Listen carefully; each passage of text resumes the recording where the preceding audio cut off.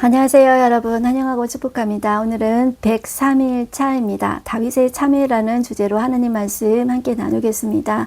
네, 우리가 지난 시간에 다윗이 어디로 가든지 여호와께서 승리하게 하셨다, 그 사실을 나누었습니다. 그리고 마지막 부분에 암몬의 한운이 그 두 차례나 용병을 사서 침입하게 되는데요. 아직까지 그 전쟁이 다 끝나지 않았습니다. 거의 끝나갈 무렵에 다윗은 승리감에 도취되어서 밧세바 사건을 저지르고 마는데요. 그리고 나서 다윗이 참여하게 됩니다. 그것을 우리가 본문 들어가서 보겠습니다. 오늘은 사무엘하 11장 12장과 그 상황에서 발생한 시편 51편을 함께 나누겠습니다. 우리 먼저 기도하겠습니다. 사랑의 하나님, 감사합니다. 오늘 또 저희를 말씀 앞에 앉게 해주시니 참으로 감사합니다. 하나님, 다윗도 이 승리감에 도취되었을 때 그만 죄를 범하고 맙니다. 하나님, 승리보다 소중한 것 하나님의 말씀이라고 했습니다. 하나님, 진리의 말씀을 우리 가슴속에 깊이 새기되 우리가 하나님을 사랑하게 해주시고 우리가 하나님을 닮아 거룩하게 되는 것이 하나님, 우리의 자유를 억압하는 것이 아니라 진정한 자유를 만끽하는 것이라는 것을 기억하게 하여 주시옵소서. 세상의 쾌락에 그 단맛에 젖어 있지 말게 하여 주시고 하나님 안에서 누리는 진정한 자유를 우리가 누릴 수 있는 자가 되게 하여 주시옵소서. 진정한 자유는 하나님의 진리 말씀 안에 있는 줄을 믿습니다. 이 시간에도 주여 진리의 말씀이 승리한다는 것을 우리가 고백하기를 소원합니다. 이 시간에도 성령 하나님 주장하시고 우리 각자 가운데 하나님께서 친히 말씀해 주십시오. 예수님의 이름으로 기도드렸습니다. 아멘. 네, 오늘의 리딩 가이드 보겠습니다.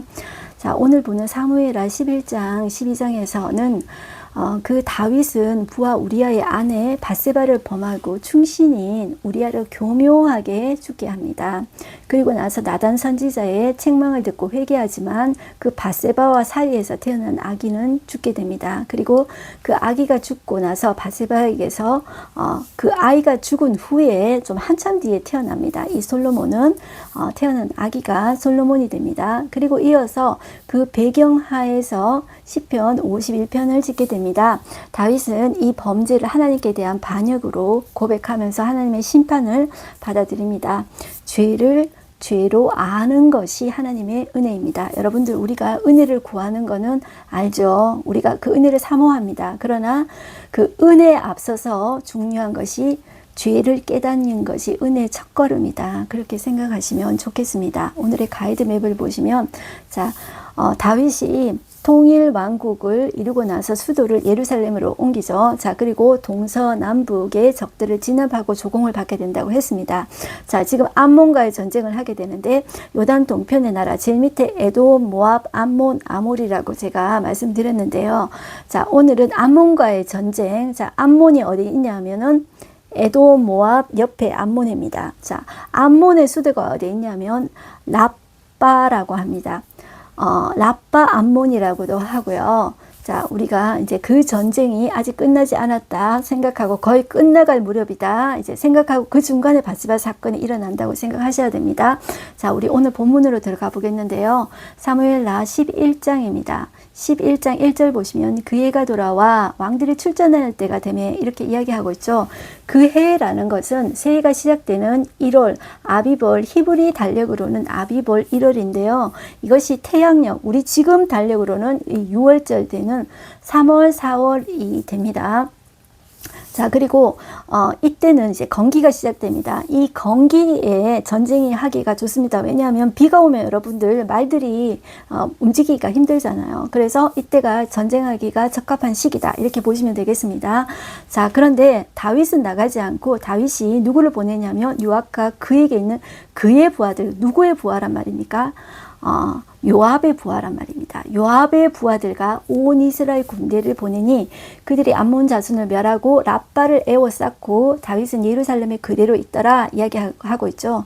자, 이 라빠는 뜻이 물들의 성읍이라는 뜻입니다. 여기가 이제 그 높은 지역의 안반수 물들이 나오는 이제 성읍입니다. 그 수원지인데 요새입니다. 자, 여기 이 수도인데 이것을 싸고 이제 거의 이제 승리 준비를 거의 다 한 상태입니다. 그렇기 때문에 이제 다윗이 나가지 않았던 거죠. 이미 다 우리는 승리했다. 이렇게 승리감이 도취되어 있었던 거죠. 2절 보시면 저녁 때 다윗이 그의 침상에서 일어나 왕궁 옥상에서 거닐다가 그곳에서 보니 한 여인이 이제 목욕을 하고 있는데 심히 아름다워 보였다는 거죠. 자, 다윗이 누구인지 알아봐라 하면서 사람을 보냈습니다. 그런데 그 사람이 이렇게 이야기합니다. 그는 엘리암의 딸이요 햇사람 우리의 아내 바스바가 아니니까 이렇게 이야기를 대답을 합니다.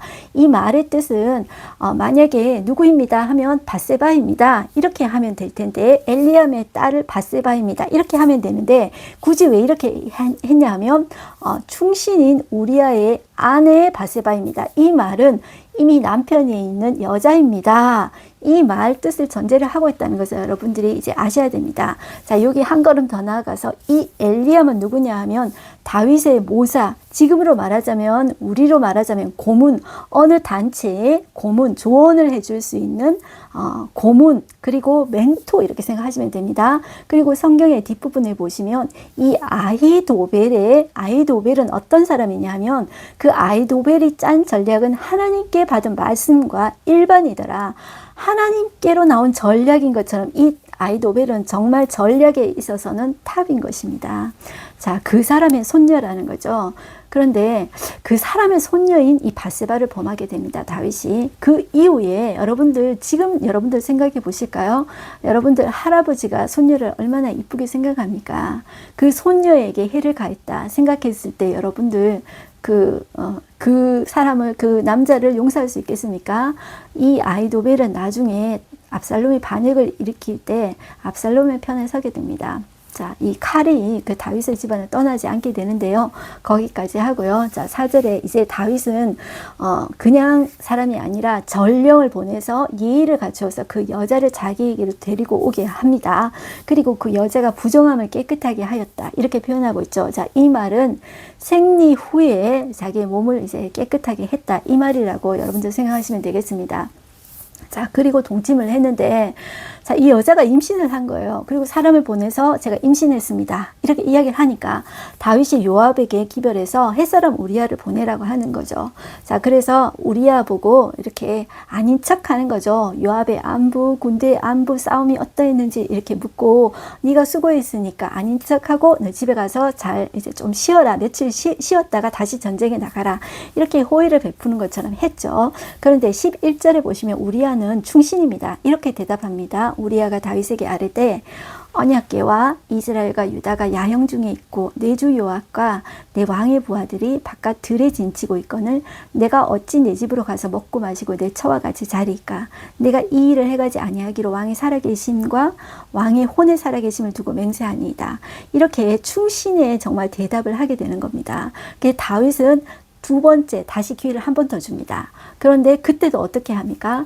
가지 않는 거죠. 그래서 사람들이 보고합니다. 우리아가 자기 집에 가지 않았어요.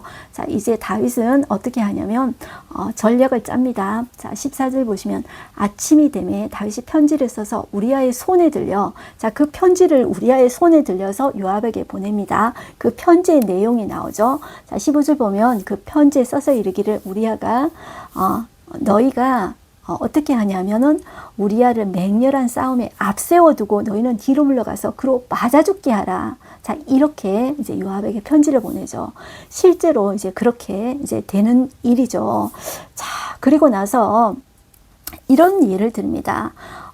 이 알리바이를 이렇게 만들고 나서 이것이 정당함을 어떻게 이야기하냐 하면, 자, 이 모래도 좋습니다. 21절 보면 여러분들이 조금 어색한 이름일 텐데요. 여롭베셋의 아들 아비멜렉을 쳐 죽인 자가 누구냐? 이 뜬금없이 뭐 이런 이야기를 하냐? 이런 이야기를 이런 느낌이 드실 텐데요.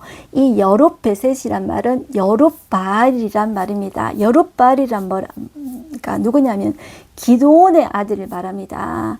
기드온의 아들 중에 그 아비멜렉이 기드온의 아들 70명을 한꺼번에 죽이고 자기가 왕된 그 아비멜렉 있죠. 그 아비멜렉이 나중에 처참하게 어떻게 죽습니까?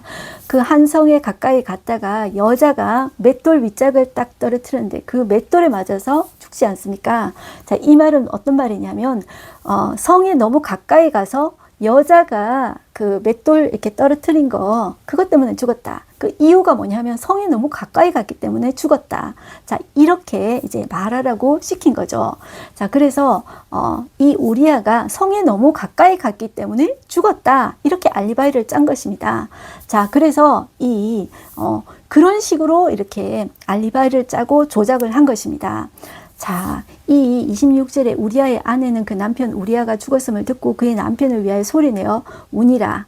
그 장례를 마침에 다윗이 그 사람을 보내 그를 왕궁으로 데려오니 그가 그의 아내가 되어 자, 그에게 아들을 낳으니라. 자, 다윗이 행한 그 일이 여호와 보시기에 악하였더라. 이렇게 이제 성경은 기록하고 있습니다.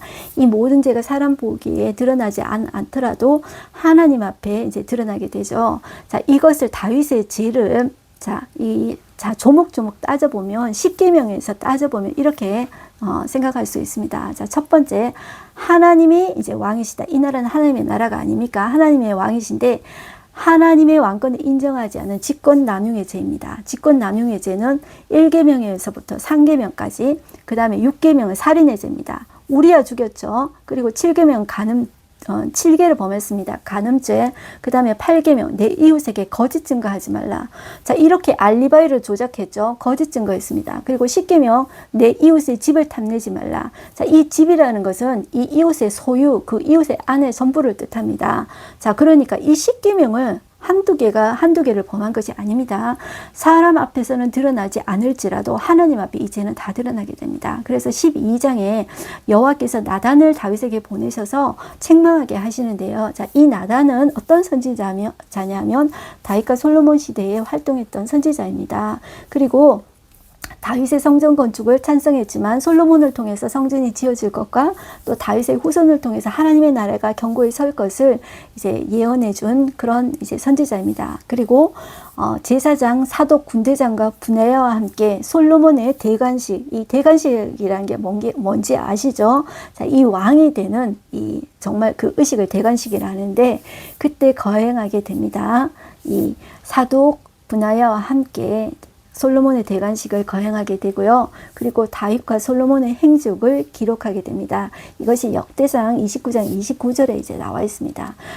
그래서 나단이 이렇게 이야기를 하죠. 처음에 이야기를 하는데 5절에 보면 다윗이 그 사람으로 말미암아 노하여 나단에게 이르되 여호와의 살아계심을 두고 맹세하노니 이 일을 행한 그 사람은 마땅히 죽을 자라. 그가 불쌍히 여기지 아니하고 이런 일을 행하였으니 그 양 새끼를 4배나 갚아주어야 하리라 한지라. 이렇게 되어 있죠. 자, 이 4배나 갚아주어야 한다. 자, 이 말은 출애굽기 22장에 보면 속건제 드릴 때 배상법이 나옵니다. 속건제라는 것은 제가 배상법이라고 했는데, 자, 거기 보시면 이 출애굽기 22장에 보면 소는 5배를 갚아야 되고 양은 4배를 갚아야 됩니다. 그러니까 양이니까 양새끼 4배나 갚아야 된다. 이렇게 이제 이야기를 한 거죠. 그런데 7절을 보면 나단이 뭐라고 이야기합니까?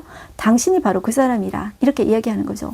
이스라엘의 하나님 여호와께서 이와 같이 이르시기를 내가 너를 이스라엘의 왕으로 기름 붓기 위하여 너를 사울의 손에서 구원하고 내 주인의 집을 내게 주고 내 주인의 아내들을 내 품에 두고 이스라엘과 유다 족속을 내게 맡겼느니라. 만일 그것이 부족할 것 같았으면 내가 네게 이것저것 더 주었다. 그런데 9절 여러분들 주의해서 들어보십시오. 그러한데 어찌하여 내가 여호와의 말씀을 업신여기고 나 보기에 악을 행하였느냐. 자, 사람 앞에서 행한 죄가 아니라는 거죠. 하나님은 지금 뭐라고 이야기합니까? 여호와의 말씀을 업신여긴 죄다. 이렇게 이야기한다는 거죠. 자, 그리고 네가 칼로 햇사람 우리아를 치되 암몬 자손의 칼로 죽이고, 자, 이것이 교묘하게 죽인 것이라는 것입니다. 이게 더 악하다는 것입니다. 그의 아내를 빼앗아 네 아내로 삼았도다. 10절 네가 나를 업신여기고, 자, 보세요. 아까는 말씀을 업신여겼다고 그랬는데 지금은 나를 업신여겼다고 했죠. 하나님의 말씀을 업신여긴 것과 하나님을 업신여긴 것은 동일합니다. 여러분들 우리 가슴속에 꼭 새겨졌으면 좋겠습니다. 하나님의 말씀 듣기 싫다. 하나님의 말씀을 가볍게 여긴다. 업신여긴다. 그것은 하나님을 업신여기는 것과 동일합니다. 그래서 제가 요한복음 1장 늘 말할 때 가끔씩 생각날 때마다 이야기하지 않습니까? 말씀이 육신이 되어 오신 분이 바로 예수 그리스도시라고요.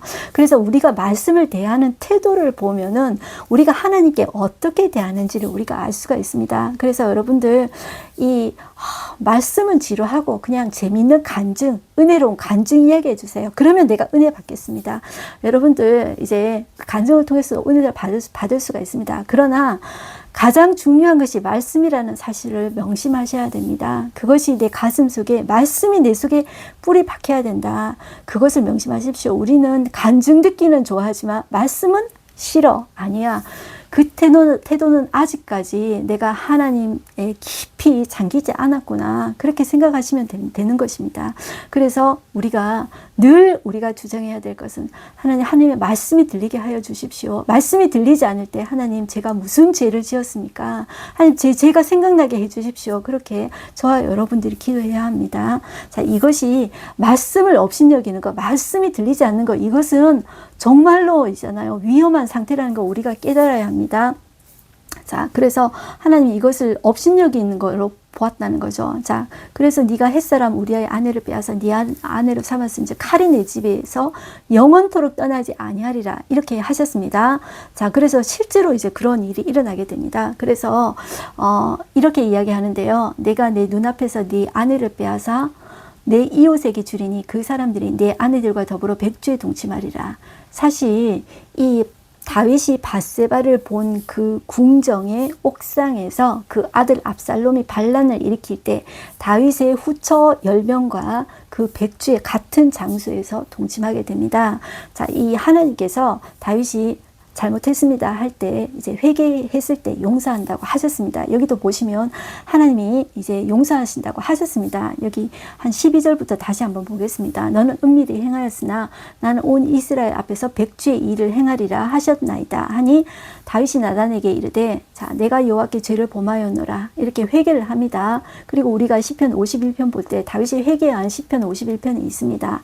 자, 그것은 나중에 보기로 하고요. 자, 나단이 다윗에게 말하되 자, 다윗이 내가 죄를 범하였습니다. 하나님께 죄를 범하였습니다. 이렇게 고백을 하니까 여호와께서도 당신의 죄를 사하셨습니다. 이렇게 이야기를 합니다. 자, 그런데 당신이 죽지 아니하려니와 이 일로 말미암아 여호와의 원수가 크게 비방할 거리를 얻게 하였으니 당신이 낳은 아이가 반드시 죽으리이다 하고 나단이 자기 집으로 돌아갔어요. 자, 우리는 여기서 조금 생각해 봐야 되는데요. 하나님이 용서하셨으면 자, 회개하셨고 하나님이 용서하셨다. 그러면은 완전히 깨끗하게 클리어하고 이제 넘어간다. 이렇게 우리 보통 생각하지 않습니까? 그리고 회개를 하나님 저 잘못했어요. 이렇게 쉽게 생각하지 않습니까? 그런데 구약에 보면 제가 조금 전에 속건제 이야기했는데요. 물질로 죄지었다. 그러면 자 물질로 죄지은 거 거기 플러스 5분의 1을 갚아야 하고 속건제를 지내야 됩니다. 죄에 대한 하나님이 벌과 대가를 반드시 하나님은 치르게 하십니다. 그러니까 용서는 해주시지만 죄에 대한 벌과 그 대가를 치르게 하시는 거예요. 그래서 칼이 그 집을 떠나게 하지 않는 거예요. 그래서 영원이라고 하나님이 쓰셨습니다. 자, 그렇게 돼가지고 다윗은 이 밧세바 사건 후에 그 가정에 그 다음 시간에 장남 암논부터 시작해서 성범죄가 일어나고 그 상처로 그 쓴뿌리로 인해서 그 압살롬이 살인하게 되고 그리고 반역까지 일으키게 됩니다. 자, 이런 이제 그 아픔이 그 가정에 돌게 되고 다윗은 자기로부터 시작된 이 죄이기 때문에 무슨 말을 하지 않습니다. 자, 그리고 우리가 다시 이어지는 것은 다윗의 아이가 이제 죽다 이런 이야기가 나오는데 이것은 우리가 여러분들 이제 안 봐도 이제 다 아시죠? 자, 일주일 만에 이제 이 아기가 죽게 됩니다. 그리고 나서 24절 솔로몬이 이제 태어나게 되는데 24절 보시면 다윗이 그의 아내 밧세바를 위로하고 그에게 들어가 그와 동침하였더니 그가 아들을 낳음에 그의 이름을 솔로몬이라 하니라. 여호와께서 그를 사랑하사 선지자 나단을 보내 그의 이름을 여디디아라 하시니 이는 여호와께서 사랑하셨기 때문이더라. 자, 여러분들 제가 어떤 것을 좀 말씀드리고 싶은데요. 우리는 바로 죄를 짓고 나서 바로 이제 솔로몬이라는 아들을 낳았다고 생각하잖아요. 그런데 지난번에도 잠깐 했습니다. 역대하 3장 5절에 보면 이 솔로몬은 밧세바의 네 번째 아들입니다. 이 역대하에 보면 밧세바의 다른 이름이 밧수아입니다. 자, 이 발음상 우리 히브리어 번역이기 때문에 이 좀 우리 단어로 좀 틀립니다. 밧세바, 밧스와 똑같습니다. 자, 이 밧세바의 네 번째 아들입니다. 그러니까 이 첫째 아기가 죽고 솔로몬은 네 번째 악이라는 것입니다. 그러면 왜 이렇게 붙어서 적어놨냐 이렇게 하시는데 우리는 이 시간적인 개념이 착착착착 이렇게 쭉 연결되어서 이렇게 일어난다고 생각하잖아요. 그런데 이 이스라엘 사람들은 시간적인 개념이 중요한 개념이 아닙니다. 사건이 중요한 거예요. 그래서 우리가 지금 성경 읽기도 우리는 이 시간적인 흐름에 따라서 이렇게 우리가 재배치해서 이렇게 성경을 읽는 것입니다. 그런데 우리가 이제 주의해야 될 것은 이 유대인들은 시간이 중요한 것이 아니라 사건 중심으로 적어놨다고 이렇게 생각하셔야 됩니다. 그래서 하나님이 바로 치고 바로 이제 솔로몬을 주셨다 생각한 것이 아니라 어느 정도 회복이 되고 난 다음에 솔로몬이라는 아들을 주셨고 그 아들의 이름은 여디디야 그리고 여호와께서 여호와께 사랑을 입음이라는 이제 뜻이라는 거죠. 그러니까 하나님이 회복하게 해주십니다. 회복하게 하는 자도 하나님이신데 하나님이 무조건 너 죄 없어 하고 그냥 벌도 안 내리시고 그렇게 딱 이렇게 하는 것이 아니라는 거죠. 그래서 우리가 오늘날 기독교인들이 왜 이렇게 질타를 받습니까? 미량이라는 영화를 제가 옛날에도 이야기를 했는데 저는 보지는 않았지만 크리스찬들이 회개는 하지 않고 믿지 않는 사람에게 나는 회개했어 끝나고 그냥 딱 퉁치더라는 거죠. 그것에 믿지 않는 사람들이 얼마나 상처를 받는지 모른다는 것입니다. 그러니까 하나님은 죄에 대해서 단호하십니다. 그래서 그렇게 연결된다고 우리가 좀 기억하시면 좋겠습니다. 그 다음에 나오는 것이 이제 다윗이 라빠를 쳐서 점령하는 내용이 나옵니다. 그래서 완전히 이제 이기게 되는 내용이 거기에 나옵니다. 26절에 보시면 요압이 암몬 자손의 라빠를 쳐서 그 왕성이라고 했죠. 그 수도입니다. 점령함에 요압이 전령을 다윗에게 보내. 자, 내가 라빠 이름의 뜻은 물들의 성읍이라는 뜻입니다. 자, 여기가 요새이며 수원지라고 말씀드렸습니다.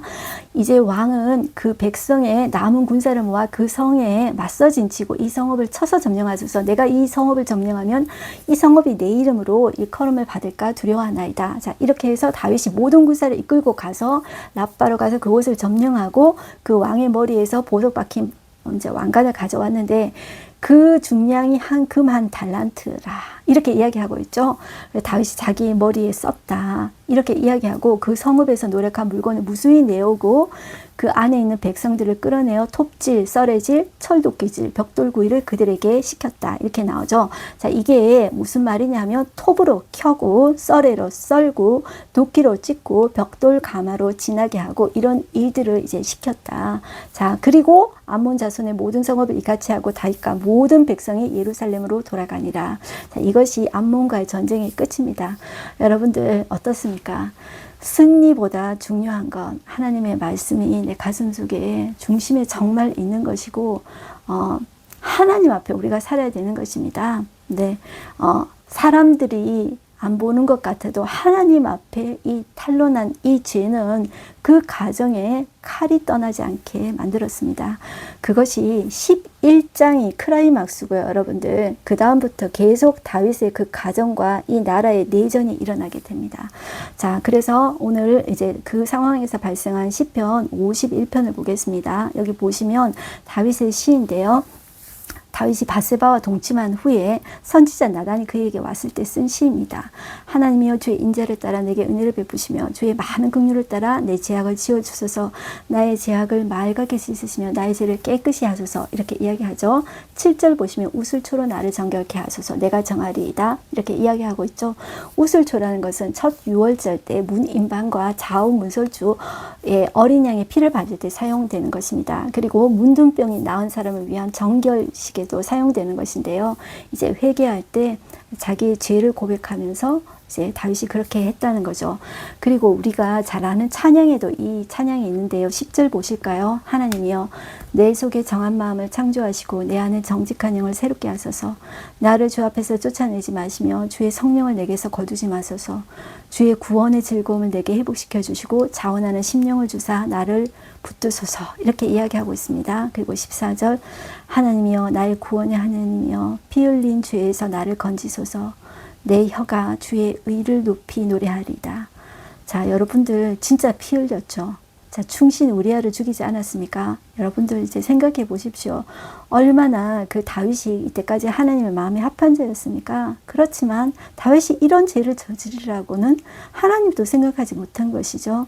그 다윗 속에도 그런 악이 있었습니다. 여러분들, 우리도 그런 속에 우리도 들춰내면 그런 조건이 되면은 그런 악을 우리도 저지를 수 있습니다. 우리는 얼마든지 그런 잠재성이 있습니다. 그래서 여러분들, 죄를 깨닫는 것이 나는 그렇지 않아, 그렇게 말할 자가 아무도 없습니다. 여러분들, 하나님 앞에 하나님은 우리 마음의 동기까지 다 보시는 분이십니다. 우리 마음의 의도까지 다 보시는 분이십니다. 그 앞에, 하나님 앞에 깨끗한 자가 아무도 없습니다. 그래서 이 다윗의 이 고백을 우리 한 번 더 고백해 봤으면 좋겠습니다. 17절 보시면, 하나님께서 구하시는 제사는 상한 심령이라 하나님이여 상하고 통회하는 마음을 주께서 멸시하지 아니하시리이다. 이제 다윗은 이렇게 이제 고백을 하고 있습니다. 이렇게 철저히 이제 고백하지만 그로 인한 죄의 대가, 이제 벌을 톡톡히 받고 있다. 그것을 생각하시면 좋겠습니다. 그럼에도 불구하고 하나님은 그 다윗의 그 후손으로 오실 메시아를 통해서 하나님은 그 구원의 손길을 거두시지 않습니다. 네, 오늘 하루 한 절 말씀 보겠습니다. 하나님이여 내 속에 정한 마음을 창조하시고 내 안에 정직한 영을 새롭게 하소서. 오늘의 인사이트 보겠습니다. 다윗은 정한 마음을 창조해 달라고 간절히 요청합니다. 왜냐하면 내 속에서는 정한 마음이 생겨날 수가 없습니다. 그것을 우리는 인정해야 합니다. 자, 우리는 눈만 뜨면은 드러나는 죄는 짓지 않더라도 내 마음속에 샘물 솟아나듯이 죄가 이렇게 솟아나옵니다. 교만하고 승리감에 도취되어 있고, 자, 나도 모르게 우리는 그렇게 됩니다. 자, 그래서 하나님 정한 마음을 창조해 주십시오. 이렇게 우리도 고백했으면 좋겠습니다. 이는 우리 영혼이 새롭게 태어나지 않으면 죄인의 삶을 벗어날 수 없다는 깨달음에서 비롯된 것입니다. 예수님께서는 사람이 다시 태어나지 않으면 하나님의 나라를 볼 수 없다고 말씀하셨습니다.